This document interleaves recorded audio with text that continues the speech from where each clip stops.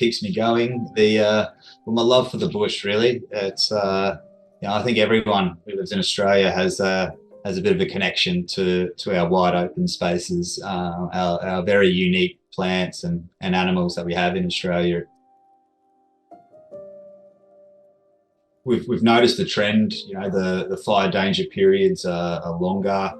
Starting earlier, they're continuing on later, and the number of bad fire weather days in that period has been increasing over time.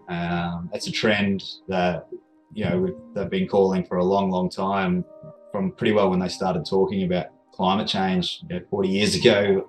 We knew that there was going to be a dry spell at the end of a significant wet period in Australia's history, and that's for most of the country. We've seen so lots and lots of reserves were doing some of that planned burning, creating big strategic breaks throughout country. And when I say big, they're not very wide, but they're long and they're connected.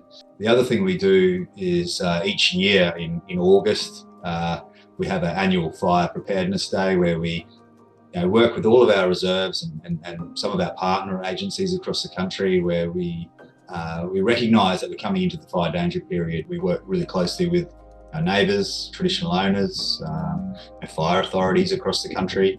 It's some of the best land management as far as I'm concerned, in the world, and it's underpinned with traditional knowledge, which is what we should be doing, what we should have been doing the whole time is listening to traditional owners about how we can manage this land to prevent catastrophic bushfires. There needs to be a complete shift in how we look at managing that land, and whether that's through private landowners, government organisations, or non-government organisations that own the land, traditional owners that own the land as well. We definitely need to have a more collaborative approach, so people working together. My opinion is I don't think this is going to be a repeat of the 2019-2020 summer.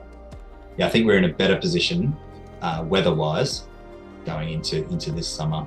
There's lots of success stories through Bush Heritage's work. Some of the best for me is where traditional owners haven't had the opportunity to get on country and implement their cultural practices, exercise their cultural rights. And one of those cultural rights is managing land with fire. Last year, when we were doing some training, I had one of the participants, one of the rangers, come up to me and he gave me a big hug and he's like, "Rhys, I've never actually lit fire on my country before.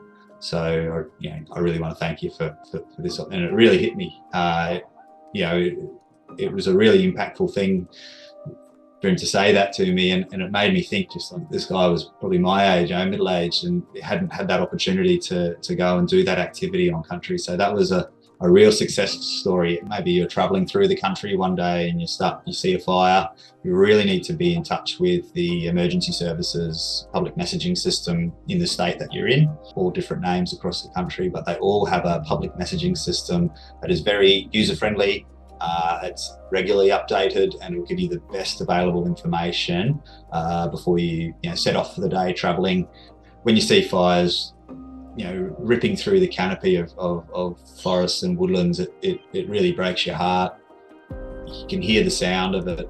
It sounds like a freight train on those bad days, and it's a real humbling experience to be in those environments when there is a big fire coming through.